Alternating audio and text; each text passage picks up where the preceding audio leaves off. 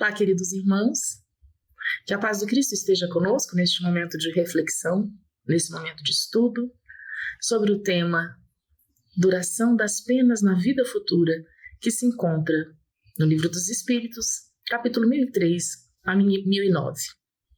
É uma alegria estar aqui com vocês, conversando com um tema tão importante para o nosso crescimento espiritual, nos esclarecendo, nos confortando, nos dando esperanças. E para iniciar esse nosso estudo, convido vocês para a leitura de um capítulo do livro Minutos com Chico Xavier e depois faremos a nossa prece. O capítulo se chama Fecha a Porta do Mal. Diante de quaisquer transes da vida, tudo venceremos se nos dispusermos a esquecer o mal, crer no bem e servir no amor. Bezerra de Menezes. O mal não vem de Deus, por isso Deus não pune nem castiga. Deus nos ama, o mal vem do homem que não respeita as leis divinas. O mal que entrou em nossa vida encontrou porta aberta de nosso descompromisso com o Evangelho. Muitas vezes, somos mais obedientes às leis de trânsito do que às leis de Deus.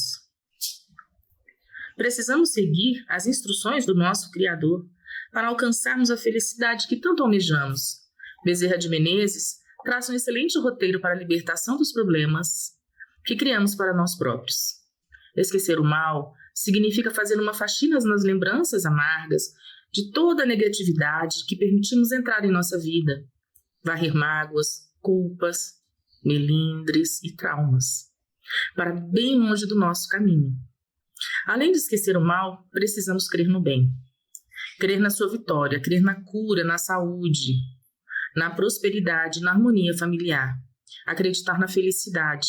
E toda essa crença positiva se conquista quando nos dispomos a servir com amor. Ser um servidor no lar, no trabalho e na comunidade. Quando servimos amorosamente, nossos gestos ficam impregnados de uma energia tal que não há portas que não se abram para o nosso progresso material e espiritual. Sigamos a orientação espiritual e mudemos logo de posição de vida. Vamos deixar a posição de agentes da sombra, da negatividade, da maldade.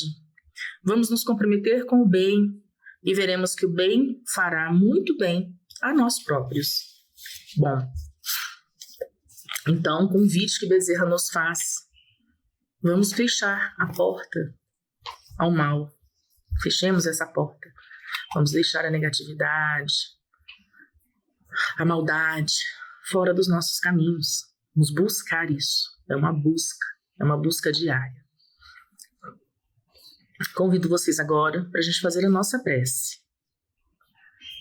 Convido vocês a fecharem os olhos, a respirarem profundamente, a acalmar o coração e a mente, para que possamos nos conectar com o nosso amigo Jesus, pedindo bênçãos para esse momento, nos conectar com a espiritualidade amiga, que está sempre nos acompanhando, para que nosso estudo seja proveitoso, pedir que nosso coração e nossa mente estejam abertos para serem esclarecidos. Que assim seja, graças a Deus. Duração das penas nas vidas futuras. No mundo jurídico, pena está associada a uma punição por algum delito que o ser humano venha cometer. Existem sistemas jurídicos que as penas são mais brandas e em outros sistemas elas são muito severas. Então isso vai mudando de cultura para cultura, a aplicação dessas penas. No Espiritismo, pena, a ideia é uma ideia de pena, ela está associada ao nosso processo de aprendizagem, ao nosso processo de evolução espiritual. Todo o sofrimento ou dificuldade que a gente passa aqui no planeta Terra está ligado a esse aprendizado. Porque nós acreditamos que nós passamos por diversas vidas, diversas encarnações, e por meio dessas experiências que a gente vive, nós evoluímos moralmente, intelectualmente e espiritualmente. E a ideia é justamente a gente aprender com o erro, não ser punido. A gente aprende com o erro para que a gente não cometa novamente. Ou se cometê-lo novamente, a gente já tem a ideia de que a gente está errando e que a gente vai ter que depois resgatar. A gente depois vai ter que reparar esse erro que a gente cometeu. No caso de ter tido algum dano para o planeta, de ter tido algum prejuízo para algum outro ser humano, ter causado dor ou sofrimento. Então nós temos que reparar. Deus é amor, Deus não pune. Como disse Bezerra de Menezes, Deus é amor, ele não é punitivo, ele não é vingativo. Né? E quando a gente passa por situações de sofrimento, o que a gente precisa fazer? Analisar. Analisa. Cara, eu tô passando por isso. Com essa dificuldade, o que eu tenho que aprender? Quando eu tô passando por um desafio, uma dificuldade, uma dor, um sofrimento, pensa. Qual é o aprendizado que esse processo está me trazendo? Então, pensa assim, estou sendo punido, eu fiz aquela ação errada no passado, agora Deus está me punindo. Não, Deus não está te punindo. Deus te ama. E Deus te ama sempre. O amor de Deus é o tempo todo. Assisti uma palestra do Haroldo Dutra e ele falou uma coisa que é muito importante, muito verdadeira e muito importante. E eu gostaria de compartilhar com vocês aqui também. Você não precisa merecer o amor de Deus. Você não merece o amor de Deus. Você é amado por Deus, independente de merecer ou não. Deus é amor, Ele te ama. Quando você está fazendo uma coisa errada, Ele te ama. Quando você está fazendo uma coisa certa, Ele te ama. Ele ama todos os seres vivos do planeta. Todos. Até a minhoquinha na Terra. Ele ama a minhoquinha. Independente de se você merece ou não merece. Ele ama. E quem ama não quer o mal do outro. Quem ama, imagina Deus. Ele só quer o nosso bem. Então, quando você passar por algum processo de dor, de sofrimento, reflita. O que isso está querendo me ensinar? Qual é o aprendizado que eu preciso ter? Porque vocês já perceberam que as dificuldades que as pessoas passam são diferentes. Umas passam por dificuldades morais, as outras materiais, às vezes dificuldades morais e materiais. E cada um tem a necessidade de um aprendizado em uma determinada área, tem a necessidade de eliminar determinado vício, ou adquirir alguma virtude, ou aprimorar. E nesse processo todo que eu acho que é muito interessante é o autoconhecimento. A gente precisa se conhecer. Eu preciso se conhecer. Quem sou eu? Quem sou eu, Adriene? Quais são as coisas que eu preciso eliminar do meu caminho, né? Eliminar o egoísmo, o ciúme, a vaidade, o egocentrismo. O que eu tenho que eliminar em mim? E que virtudes que eu tenho que aprimorar? O que eu preciso aprimorar? Paciência. Eu preciso não julgar o outro. Como que eu vou julgar outra pessoa se eu sou imperfeita? Eu sou imperfeita, eu cometo erros. Eu tenho vícios, às vezes vícios alimentares. É difícil deixar de consumir açúcar, por exemplo. Eu tenho meus vícios. O outro tem os dele e isso é difícil para todo mundo. As dores que a gente sente são nossas dores. Não existe comparação de dor. Minha dor é maior que a sua. Não. A dor que você está sentindo é a sua dor. Ninguém pode falar, mas essa sua dor é tão... é uma bobeirinha isso. Olha, eu estou sentindo isso, uma dor maior porque aconteceu isso. Olha como que minha dor é maior. Não existe comparação de dor. A sua dor é a sua dor. E a sua dor tem algo para te ensinar. Tem alguma coisa. Reflita. Pense. Né? Eu sou uma pessoa muito ativa. Então eu tive gravidezes em que eu precisei fazer o quê? Repousar. E eu pensava, gente, porque eu gosto tanto de fazer coisas, sair, trabalho com voluntariado, e nesse momento o que eu precisei fazer? Repousar. O que eu tinha que aprender? Aprender a ficar comigo mesma, a aprender a ser resignada, a ter paciência, a esperar. Porque tudo passa. Tudo passa, Chico não disse? Tudo passa. Hoje minhas filhas estão aí com 26, 29 anos, passou tão rápido. Mas na hora que a gente está passando pelo momento de dor e sofrimento, parece que o tempo não passa, mas ele passa. A gente precisa só pensar o que eu tenho que aprender com isso. Né? E muitas vezes as pessoas, assim, você ama alguém, a pessoa está passando por um processo, insistindo no erro, você vê que a pessoa não quer sair daquilo, não quer se melhorar, e você fica preocupado, nossa, mas será que vai ser eterno? Será que o sofrimento é eterno? Como que eu vou saber quanto tempo vai durar o sofrimento, né? Que seria a pena, né? O sofrimento vai depender da gente. O sofrimento depende única e exclusivamente de nós. Primeiro, eu estou passando por uma determinada situação, um desafio, como que eu estou encarando aquilo? Como eu encaro? Eu analiso, eu interpreto, estou resignada ou eu me revolto? Como é que eu vou passar? Isso só depende, isso é uma questão muito individual, é de cada um, é de cada ser humano. Se minha filha estiver passando por um sofrimento, eu não tenho como ela tirar o sofrimento dela. Eu posso estar do lado, acolher, dar colo, mas eu não tenho como tirar o sofrimento dela. O sofrimento é dela, ela é quem tem que parar, analisar, ver o que tem a aprender, ver como é que vai se portar, como é que vai agir perante aquela dificuldade, aquele desafio. É individual. O nosso progresso é individual. Nós temos o conhecimento, estamos aqui assistindo palestra, lemos livros, nos esclarecemos, e a cada momento, a cada estudo, a gente tem uma ideia nova, tem uma nova descoberta, mas tem uma coisa que a gente precisa fazer, isso é individual. A gente precisa praticar, a gente precisa fazer. Tem um exemplo que eu passei aqui em casa. Minha filha estava com uma dificuldade de matemática durante o ano todo, com dificuldade. Ela estudava, mas não conseguia alcançar a média. No final do ano, a consequência ficou de recuperação. E ela falou: mãe, não vou conseguir. Não vou conseguir.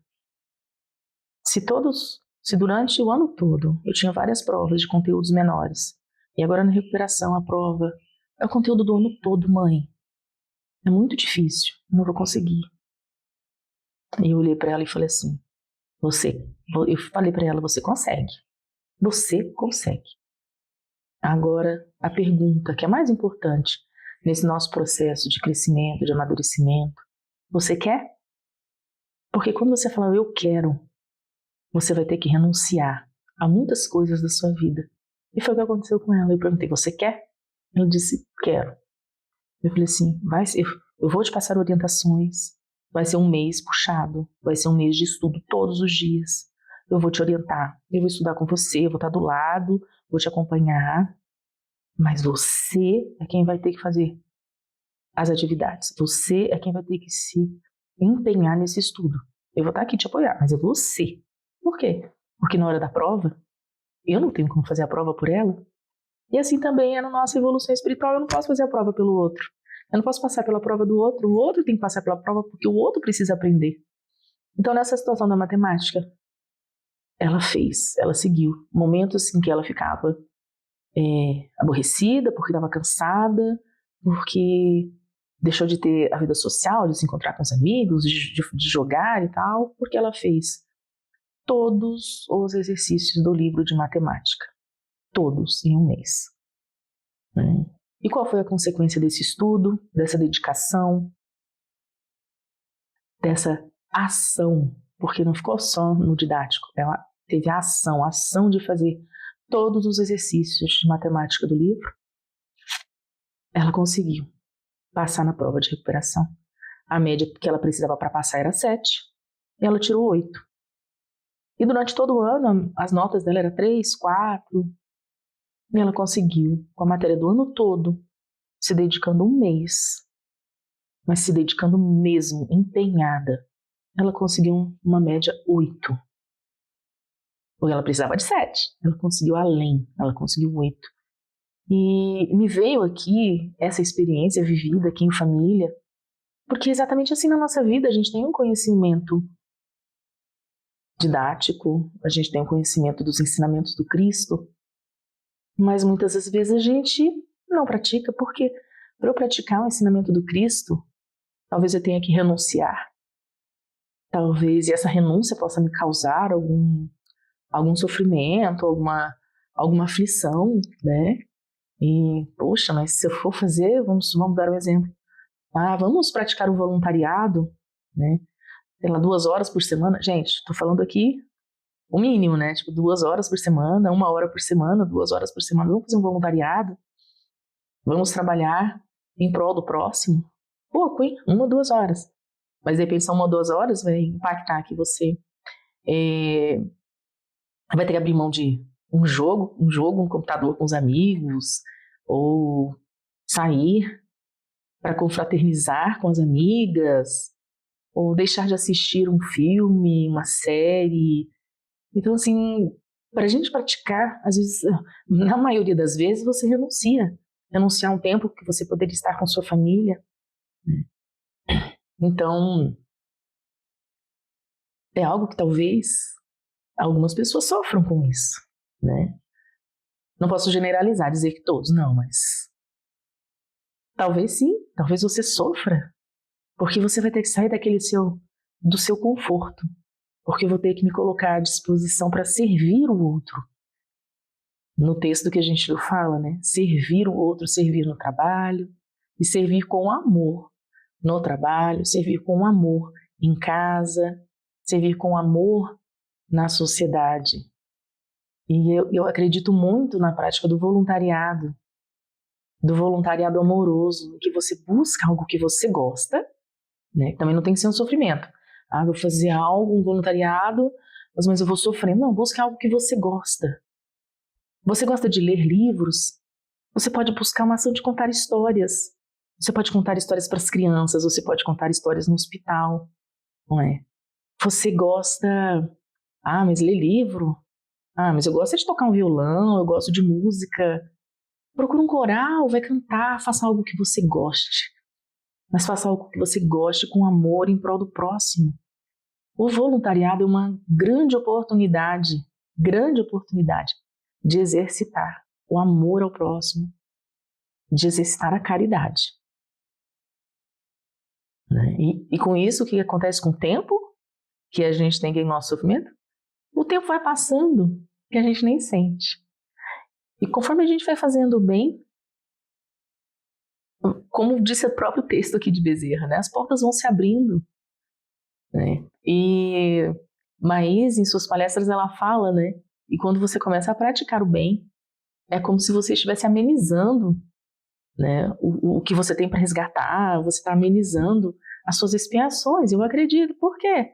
Porque quando a gente está fazendo bem para uma pessoa, aquela pessoa que eu estou fazendo bem é alguém do nosso passado, porque a gente não encontra ninguém por acaso, né?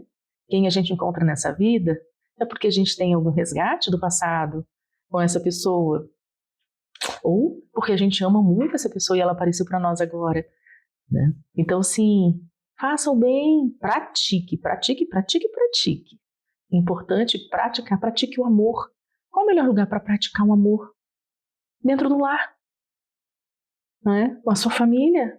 Se o seu lar for um lar de amigos, pratique o amor com seus amigos. Como é que eu vou praticar o amor? Tem pequenas coisinhas diárias ali que você pode praticar. Como você acorda quando você encontra as pessoas que estão próximas a você? Dê um bom dia, dê um sorriso. Esse bom dia, esse sorriso é um ato de amor. Pequenas coisas do nosso dia a dia são atos de amor. Um bom dia, um sorriso, um abraço. Emprestar o ouvido, às vezes a pessoa está aflita, ansiosa, ela simplesmente precisa que você escute, empreste o ouvido. É um ato de amor. Se a pessoa não quiser fazer nada, falar nada, às vezes ela só quer companhia, fique ao lado. É muito fácil praticar o amor. A busca pelo amor, a prática, a gente vai conseguindo, de degrau em degrau, construindo esse amor dentro de nós. Nós temos algumas histórias no Espiritismo que a gente tem conhecimento, né, de bebês anencéfalos que precisavam passar por um período aqui na Terra, né? E vamos dizer assim, como se fossem penas. A pena deles era aprender a amar. A pena deles era serem amados, porque eles precisavam reconstruir o seu perispírito, né? Que é o nosso corpinho espiritual. Eles precisavam aprender o que é ser amados. A pena deles era sentir o amor, né? E a pena dos pais era amar aquele ser. Amar e aprender que a gente também não tem o controle de tudo. Nós não temos controle. Tem todo um planejamento que é feito para a nossa vida, todo um planejamento que é feito para os nossos entes queridos. E cabe a nós confiar, ter fé em Deus. Tudo que acontece aqui é para o nosso bem, é para o nosso aprendizado. Deus não vai castigar você. Se você fez alguma coisa errada, se arrependeu? Não? Deus não vai te castigar. Você se arrependendo ou não, não há castigo. Como eu disse, que eu aprendi com Haroldo, o amor de Deus não depende de você merecer ou não merecer. Você é amado. Isso eu acho que a gente precisa ter bem claro assim com a gente. Você é amado por Deus. Independentemente de qualquer coisa, você é amado por Deus. Tem uma outra passagem também no livro, Missionários da Luz, que fala sobre a reencarnação de Segismundo, em que eu acho muito interessante trazer essas histórias, porque assim, o que é pena para o Espiritismo, né? Então, no livro Missionários da Luz, de André Luiz, Segismundo vai reencarnar. E numa vida passada, ele matou o Adelino, que vai ser o seu pai nessa vida futura, e por conta dele ter matado o Adelino, que vai ser o seu pai na vida futura, ele acabou prejudicando a Raquel, que vai ser sua mãe. Né? Então, como é que ele vai fazer o resgate desse assassinato numa vida passada, dele ter prejudicado, né, essa mulher que nessa vida futura se chama Raquel? Como é que vai ser esse resgate? Vai ser por amor. Qual vai ser a pena? Nascer como filho deles, ser amado por eles, amar os pais, amar o homem de quem ele tirou a vida, e o homem que tirou a vida vai amar esse filho. Olha que lindo! Isso é pena para o Espiritismo. Esse é o resgate. O resgate é por amor. É por amor. É ser amado e amar. Isso é lindo, não é? E nós temos vários exemplos de ancéfalos, de reencarnações, de filhos que no passado foram algozes, ou pais que foram algozes, enfim. E tem todo esse resgate. Nosso maior resgate é em família. Nosso maior resgate é em família. E a duração dessas penas vai depender do nosso progresso, das nossas atitudes, dos nossos pensamentos. E é isso. Quando a gente vê lá na obra Céu e Inferno, está escrito lá, com todas as letras. Todos os espíritos têm potencial de evolução e de melhoria. O progresso é infinito e acessível a todos. Por mais que o espírito cometa erros, ele sempre terá a oportunidade de se redimir e evoluir sem condenação. Ninguém vai ser condenado. Nós aqui vamos ter condições com a nossa evolução de entender os nossos erros, as consequências dos nossos erros, quem a gente prejudicou, a intensidade, e nós vamos querer resgatar. Tem questões que são impositivas, encarnes que são impositivas? Tem, porque muitas vezes aquele irmãozinho que precisa reencarnar, ele está desequilibrado, ele não tem condições de tomar as decisões por conta própria, né? Então, uma pessoa em desequilíbrio não consegue tomar as próprias decisões. Aí, de forma muito amorosa, Deus e os espíritos superiores auxiliam nesse planejamento. Mas o resgate é sempre com amor, por amor. É lindo, gente, é lindo, né? E eu recebi uma pergunta aqui, falando assim, se eu fiz algo muito errado, por quanto tempo eu vou pagar? Isso eu já até contei para vocês, né? Você vai pagar o tempo que durar o seu processo evolutivo em razão daquele erro que você cometeu, né? E agradeço a vocês, assim, eu convido a vocês a aproveitar os aprendizados da vida para que possamos evoluir em conjunto. Agradeço por assistirem essa palestra e por contribuírem para essa nossa reflexão conjunta. Fiquem com Deus. Jesus os abençoe.